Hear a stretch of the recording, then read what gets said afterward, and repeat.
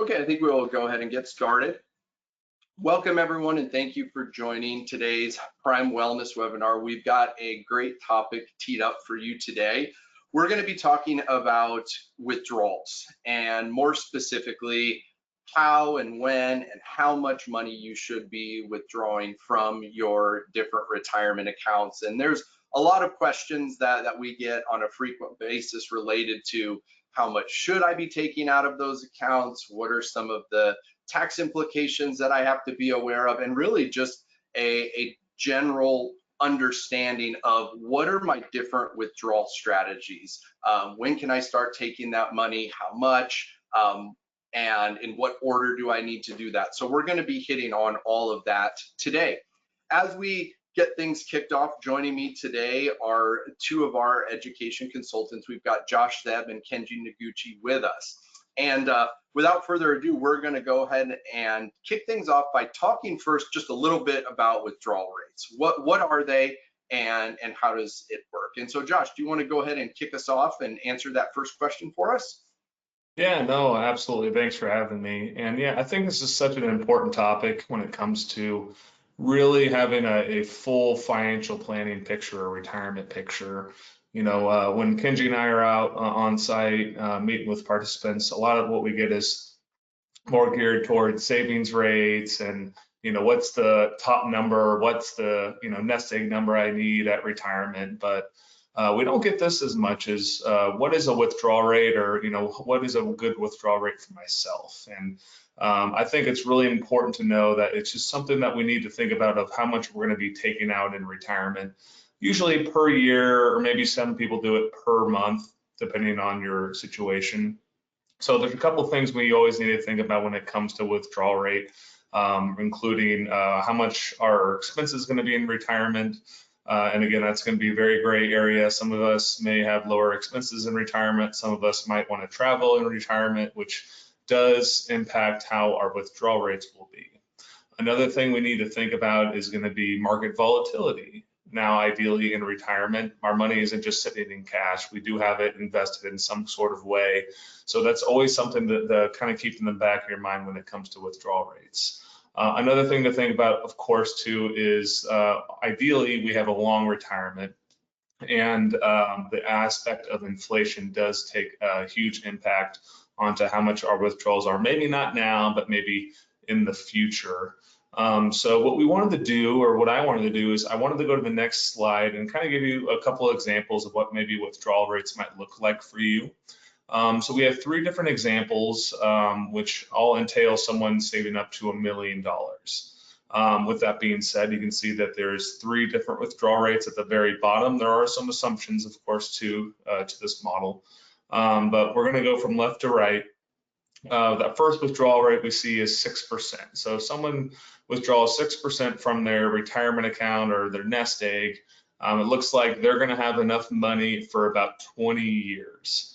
Now, of course, since we're taking 6% out, we got to think about how that's going to deplete over time. So something to really consider there. The more or the higher that withdrawal rate, of course, the higher, the faster that nest egg will be running out, right?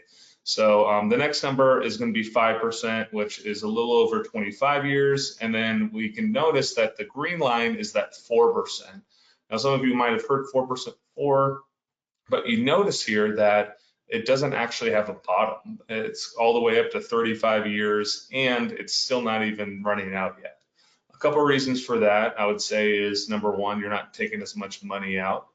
Secondly, like I mentioned before, investing is a big part of retirement income too. So if your investments did better than what your withdrawals were, well, you kind of broke even, right? So even withdrawing money. So that's why we see that those first 15, 20 years, it was pretty stable until it kind of went down years and years into retirement. So really important to think about that when it comes to withdrawal rates, 5%, 4%, and 6%, of course. The first one we wanted to go through, and we're going to give you kind of two different mindsets to have, is going to be that 4%. Now, of course, the idea behind this is kind of eliminating longevity risk, of course. So again, the idea is you calculate all of your retirement assets you have and you take 4% out. We do have kind of like an inflation kicker on here as well. So that's always an important aspect when it comes to not just year to year or, the first couple of years in retirement, but think about maybe 10 to 15 years down the road, what inflation might look like. So that's such an important aspect to retirement income. I would say the con for this strategy is it is very rigid and doesn't respond well to retirement changes. So the biggest change or kind of example I think of is, yeah, 4% is great, but maybe we think about maybe 10 to 15 years down the road, we need to maybe buy a car or have some large expense that might throw maybe a wrench a little bit into our income for a year or two, right? So a couple things to consider when it comes to this strategy. Now we go to the next strategy, which is fairly similar, but the idea is a percentage of our portfolio that we take out. So again, the idea is we accumulate all those retirement assets and we set a fixed percentage based off our total portfolio value. I'd say with this strategy, it's a little bit more fluid. So maybe year to year, you kind of readjust this depending on how your account value is for the year. So the idea is that you really shouldn't run out of money ideally. But the con is that some years, if the market's bad, maybe you can't take as much money out because of it. So again, I think these both strategies are a good first start, something to think about. But obviously everyone's situation is just going to be a little bit different of what maybe their expenses are and what their assets are. So kind of keep these in the back of your mind as we get into the rest of the presentation. Great. Yeah, thank you very much, Josh, for kind of walking through those. And again, just to reiterate what Josh said, this is a great starting point. And I think one of the points that I'll just acknowledge here is that retirement to an extent is going to be dynamic, meaning that there are going to be changes. Josh referenced things like big expenses that may come up. Maybe you need to put a roof on the house, or maybe you need to purchase a car. And so as you're looking at these different withdrawal strategies, there will always be some of those pros and cons that are associated with that. And so that's why, even if you're not nearing retirement yet, it's good for you to start to think about what are those things that you value the most. Do you value that stability and that guarantee that comes from a 4% withdrawal rate? Or are you more in a situation where you've got a very high longevity in your family, parents, grandparents, and so on and so forth? And so maybe that's a higher priority for you to make sure that you don't run out of money, because you could be living 30 plus years in retirement. So these are the types of things and questions you want to start to ask yourself. Now, as we continue our conversation today, there's different rules and regulations that we have to be aware of. We also really have to be mindful of some of the taxes and how they apply to these different retirement accounts. So what I'd like to do now, I'm going to turn it over to Kenji for a little bit. One of the first things we're going to talk about are required minimum distributions. So Kenji, why don't you walk us through what are those, how do they work, and how do we build that into our retirement income planning?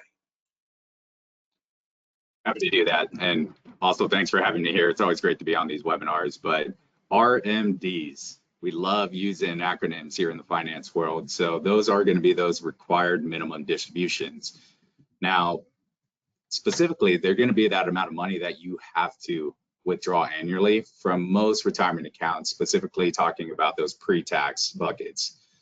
And really, when you think about the RMD, there's an age-based timeline first. So for us now, when you turn age 73 in 2025, your first RMD is actually due April 1st of that following year. So they give you a little bit of a leeway to take this RMD out. But again, why do we have RMDs? When you think about it, if they're in pre-tax buckets, we're deferring those taxes. We're saying, hey, Uncle Sam, we're going to defer these taxes until we actually take them out of retirement. And in the meantime, you're going to give us tax deferred growth. You're going to give us a tax deduction dollar for dollar that we put into these things. So what happens, right? Well, if we're talking about withdrawing income in retirement, is there a possibility that you might not need that income from maybe a pre-tax bucket right away? Maybe you have a big enough taxable account, or maybe a Roth bucket. The message here really is that if you continue to extend that tax deferred growth, at some point in time, Uncle Sam is going to say, hey, we want to get our tax cut from you. We want to get paid from that deduction that we gave you up front. So that's the whole reason these RMDs are in place. Again, they're required minimum distributions. It's really a way for the government to gather and capture back those taxes that they give you the benefit on maybe 10, 20, 30 years ago. Again, so those come to fruition when you turn age 73, but the very first time that it's due, you get a little leeway until April 1st of the next year. Anytime thereafter, those subsequent RMDs are going to be required to be distributed and taken out by December 31st of each year. So if you don't take them out, what happens? Well, you get slapped with a big penalty, 50% on that amount that you should have taken, as well as you'll still have to take that amount out. And if it's pre-tax, well, you're also going to have to pay some ordinary income on them as well. So I guess really the questions I always think about, when we talk about RMDs is, one, do you know when you're required to start taking them? Well, typically it's age-based. What happens if you're still working and you're age 73 in the workplace? Do you have to take RMDs then at that point? Generally, you don't. You can actually maintain working at age 73, not have to take those RMDs. Of course, if maybe you're 5% owner in the business, that might differ. But ultimately here, you are going to have to start taking that money out once you retire and leave the company. Or if maybe, again, if you're not working by the time you're age 73, you're going to have to take them out. So again, these things, they're taxed as ordinary income, but we got to keep in mind when we think about our distribution game plan, is this a necessity? Are we going to add this into that amount that's going to cover our basic needs as we move forward? Or, is this an amount that maybe we want to utilize in a different way? But ultimately, these RMDs we have to keep in consideration. So hopefully that does give you a direction, when we think about them. And as we move forward, we'll connect the dots here of how those taxes might apply, especially when you think of all your different accounts that you're going to utilize when you're drawing money in retirement. Yeah, thank you, Kenji, for that. And I think that that's a great first point of just making sure that these are on your radar depending upon when they need to start. For most tuning in today, probably going to be the age of 73. Now, let's take the conversation a little bit further, because we've already addressed, hey, this is taxable income on these RMDs. Now let's look at some of the other ways in which taxes are going to apply based upon which type of retirement account or even investment account you might be taking them from. So Kenji, do you mind kind of walking us through this chart here and explaining kind of some of the tax logic here? Absolutely, right. And three buckets that we look at: the taxable bucket, typically those trading accounts or brokerage accounts, more commonly known as. Well, let's start there. The investment earnings there, they're taxable in that given year that you make the actual return or that profit. So you are paying taxes there. Keep in mind, is it short term or is it long term? And that tax rate's going to differ based on your timing. So when do those taxes due? Well, it's when that income is earned. Those capital gains, the interest, the dividends. Again, you'll have to keep that in mind. Am I making so much income or passive, earnings off of this taxable account? How much is that affecting, my tax rate, and how much I actually need when I pull money out? Really, those important factors we got to keep in mind: short-term rates versus the long-term rates. And maybe we look at that second bucket, the tax-deferred buckets, right? Our traditional IRAs are pre-tax 401ks, one and the same, if you would. Again, just like that RMD case, what happens with those investment earnings? Well, we get that tax deferred growth. We get the benefit of growth here. So we're not actually paying taxes every year that we're earning money on them. Big benefit to tax advantage accounts or retirement accounts. So when do they actually due? Well, the taxes actually become due when you begin withdrawing that money in those tax deferred accounts. Again, we took the tax deduction up front for the tax deferred growth with that deal saying, hey, we will pay our taxes when we actually pull the money out. Now, maybe if we don't need it, right, we continue to grow that account tax deferred, but hey, RMDs are going to be in effect with that bucket on the tax deferred growth side. So age 73, we have to know, well, worst comes to worst, if I don't need the money, I know I'm going to have to start taking money at age 73. And again, those are going to be taxed at your ordinary income rates at that time you take the distribution. Very lastly, tax exempt buckets. Our Roth 401ks, our Roth IRAs, the new kids on the block, right?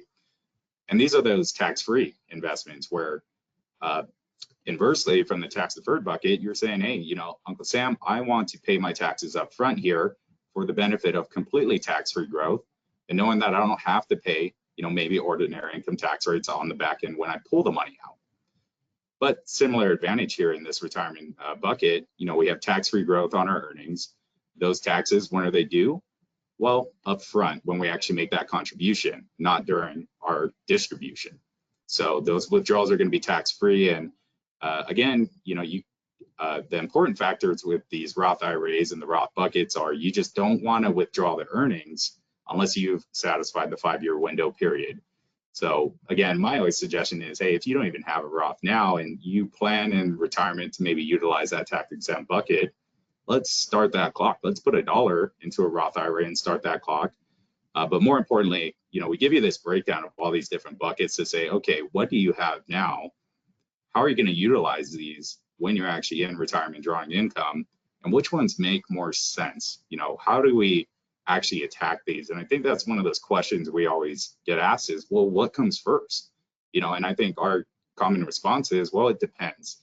Is tax efficiency more of your focus, or is it more so, hey, that you just want to utilize buckets in a specific way to avoid RMDs, X, Y, Z? And we'll dive into that. So put a pin in that, folks, here. But hopefully this is just a handy chart again to show you, those different resources and buckets that you might be using when you get prepared for retirement. Excellent, great. And I think you made some great points here, Kenji. And again, you hear the term tax diversification or tax optimization, and that's exactly what Kenji just described here, that there is value to having multiple buckets of money, whether it's taxable money that you can leverage long-term capital gains tax rates, whether it's the tax deferred bucket that we've been talking about, or that tax exempt bucket where you can leverage those Roth contributions that you've made to your 401k if you're eligible to do so, or if it's to that Roth IRA. Now, let's take this one step further, and we're going to start to now look at what is the order in which it might make sense. And we're going to start with that the more traditional approach to that. So Kenji, why don't you walk us through this first more traditional approach to the order that you're going to be withdrawing money from all of these different investment and retirement accounts? Sure thing. For all of our viewers and listeners here on this, I think really, when you get to this is where that art comes into play, right? Like what makes sense for you. And generally, we call this the traditional approach because this is most common what people do. And I'll explain the logic here, but very firstly, typically the order goes, hey, we want to take our money from our taxable brokerages or taxable investment accounts first, maybe those bank accounts too. What's the second layer? Well, typically it's those tax deferred retirement accounts. Well, why is that? Well, we know we're going to have to pay ordinary income tax on them at some point, and that's primarily from those RMDs. So, again, that's typically becomes a second layer for a lot of people because, hey, we want to maybe reduce our RMD obligation down the road and maybe not have to bump ourselves into a higher tax bracket if that tax deferred bucket really grows sizable. Again, a good problem to have, but maybe that's part of that traditional approach that we have to think about. And very lastly, that tax exempt bucket. Why is that last? A lot of you might be thinking that, well, we've already paid our dues on that, right? So at this point, we don't have RMDs on the Roth IRAs or Roth 401k buckets. So if we don't necessarily need the income right away, let's continue to take advantage of that tax deferred growth or tax-free growth in the Roth buckets. Similar, if we go bottom up in that chain, right, the tax deferred accounts, okay, well, if we cover most of our basic needs from the taxable bucket, well, let's continue to have our tax deferred buckets continue growing for us, not have to pay taxes on them. But when we do actually need the money, hey, let's pull it out and have that available. So maybe that gives you a little rhyme to the reason of, okay, why do folks typically do that? And, if you're in a place where you can take all your money out to cover your needs just from the taxable side, that's great. But that's not for everyone. Not everyone can do that. So we always like to say, hey, go in this order.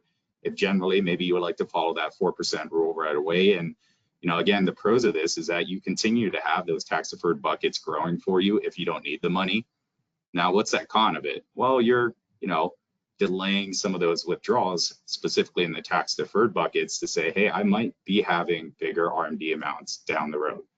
So this is one good way. And, I think most people follow this, but, there's another way, and we'll dive into that here on the next slide. So what's the second way? And as we're thinking about what's the order that we're withdrawing from our accounts, I think this is that more dynamic approach, so to say, where maybe the focus here on this is going to be based on tax strategy. Hey, I want to pay the least amount of taxes when I'm actually pulling money out. So we'll call this our proportional approach here. And now this, it might look something similar to here that we can see on the screen. Well, first things first, what do we do, folks? If you've ever sat down with me or Josh, anyone on the team, and you're preparing for retirement, what do? We go back to the cash flow statement. What's coming in? What's going out? What's your expenses? Are they going to be stagnant, or are they going to be fixed or dynamic? And exactly as Josh alluded to, right? Are things going to change in retirement? Downsize, new cars, moves, whatever it may be, right? We have to keep this in mind. So this might be a good strategy if, maybe you do foresee yourself having major changes down the road. But again, we're going to look at the cash flow statement. What's our annual expenses? And we're going to categorize all of our investments, just like how we had that handy chart before: taxable, tax deferred, and tax exempt. So now what we're going to do is, hey, we're going to say, what's that target tax rate that we'd like to be taxed at? Is it 12%? Is it the 22%? It's up to that individual at the end of the day, and maybe part of their financial plan, but you're going to focus on a specific tax rate and say, okay, now that I know what that tax rate that I want to be taxed at is, let me look at my buckets here, and maybe I'd start taking distributions a little bit from each. Maybe 25% of the total number that you need, you're taking from the taxable account. And maybe you're only paying the long-term capital gains, or maybe the short-term capital gains on that amount, okay? Maybe you're taking 50% from the tax deferred bucket. Okay, sure, we're gonna be paying some ordinary income tax. Let's see how much that adds up with the taxable amount for the total amount. And the very lastly, let's top it off. Let's say, okay, whatever our shortfall is, how much more we need to actually cover, let's take it from that tax exempt account where I'm not paying any taxes. So you can see this blended approach. Why it might be a pro for many is that you can absolutely balance what's going to be the taxation on my distributions. And bottom line of this is that, this is going to have to be dynamic, and whether you change that every year and you recalculate your expenses, or maybe you continue to tap into different buckets before one or the other, it's really up to you. And this is where that retirement becomes personalized. It's unique. It's all about you and what you want to accomplish and what goals you might have. So really, I think here, folks, the message is, would you prefer a flexible approach that maybe aims to minimize taxes? I think most of us would say, yeah, I think we want to minimize taxes too. But in the same breath, would you rather have an approach that might be easier to manage? And, hand in hand, that might go with, are you working with an advisor? Do you have a CPA that you might utilize, or a planner, or even a peer, maybe one of us on our team, to help you understand what might make more sense for you when retirement's around the corner.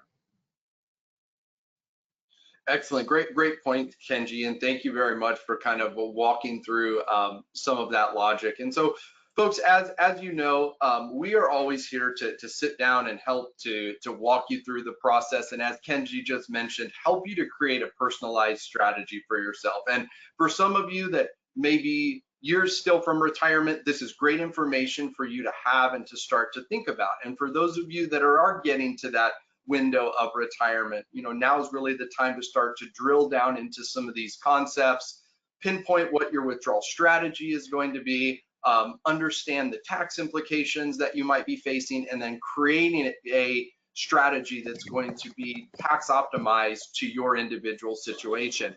As always, again, like I said, you can scan this QR code and one of our consultants can set up a one-on-one with you. If you're already working with an advisor, I would just reach out to them.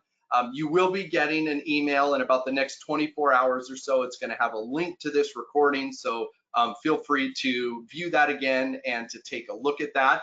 Up on the horizon here, we've got our upcoming webinar about estate planning. I can tell you that this is one of the most frequently asked questions that we get. And so be sure to get registered for that. With that, folks, I just want to thank you all for taking a little bit of time out of your day to be here. Best of luck to you. We hope to hear from many of you, and have a wonderful rest of your day. Thanks. Bye-bye.